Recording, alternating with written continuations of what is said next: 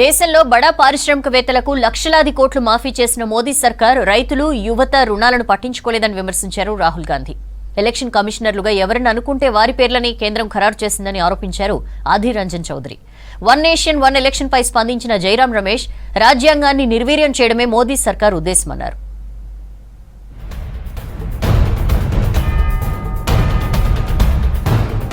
దేశంలో పారిశ్రామికవేత్తలకు 16 లక్షల కోట్లు మాఫీ చేసిన మోదీ సర్కార్ రైతులు యువత రుణాలను పట్టించుకోవడం లేదని విమర్శించారు కాంగ్రెస్ అగ్రనేత రాహుల్. ఇలాంటి అన్యాయాల వల్లే దేశంలో హింస విద్వేషాలు పెరుగుతున్నాయన్నారు. ప్రస్తుతం దేశం అతి ముఖ్యమైన నిరుద్యోగం, ద్రవ్యోల్బణం, రైతు సమస్యలు తీవ్రమవుతున్నా వీటిపై ఎందుకు చర్చ జరగడం లేదని ప్రశ్నించారు. సమస్యలపై ప్రజల దృష్టిని మళ్లించేందుకు బీజేపీ సర్కార్ జిమ్మిక్కులు చేస్తోందని ఆరోపించారు రాహుల్. భారత్ జోడో న్యాయ యాత్రకు మహారాష్ట్ర నాసిక్ లో ఘన స్వాగతం లభించింది. రాహుల్ కు జనం నీరాజనం పలికారు. तो नरेंद्र मोदी जी ने 20-25 लोगों का इतना पैसा माफ किया जितना मनरेगा को चलाने में 24 साल में लगते हैं। ये जो एग्जाम लेते हैं, पुलिस का एग्जाम लेते हैं, IAS IPS का एग्जाम लेते हैं, इनका कितना कर्जा माफ किया? 1 रुपया नहीं किया। मजदूरों का कितना किया? 1 रुपया नहीं किया।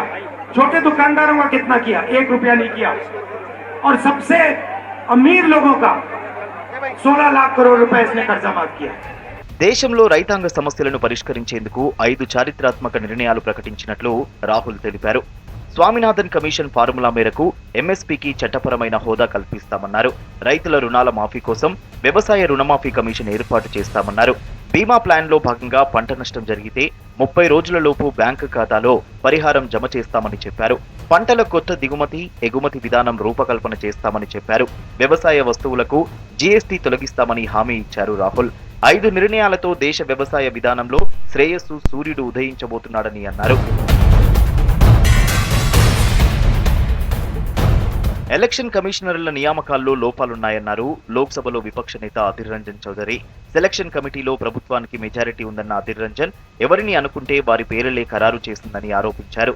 దేశంలో కీలక పదవి నియామకానికి ఇలాంటి పద్ధతి సరికాదన్నారు అధీర్ రంజన్. సమావేశానికి 10 నిమిషాల ముందు 6 పేర్లనే సూచించారని చెప్పారు. मैंने बारीकी से सारे डिसीजन नोट दे चुके हैं क्योंकि 212 जन के नाम मेरे पास थे.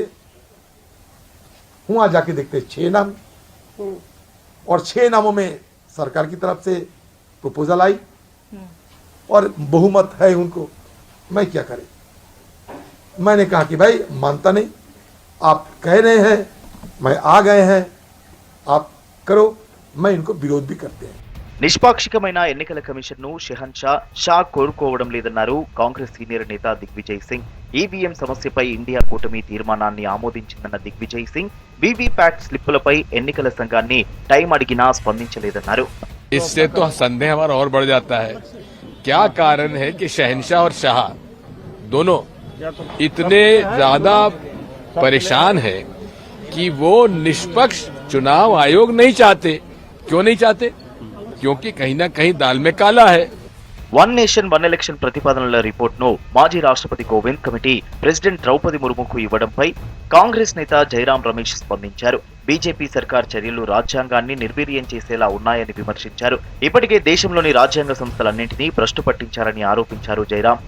इन्होंने 4 साल 3 महीने लगाए हैं और ठीक चुनाव के 1 महीने पहले वो रूल की घोषणा की है. क्यों? क्या मतलब है? ध्रुवीकरण ना, ध्रुवीकरण. असम, पश्चिम बंगाल, केरला, तमिलनाडु, गुजरात, महंगाई पर चुप्पी, बेरोजगारी पर चुप्पी, बढ़ती आर्थिक विषमताएं पर चुप्पी, चीन का जो आक्रमण हो रहा है लद्दाख में, अरुणाचल प्रदेश में, उस पर चुप्पी. वो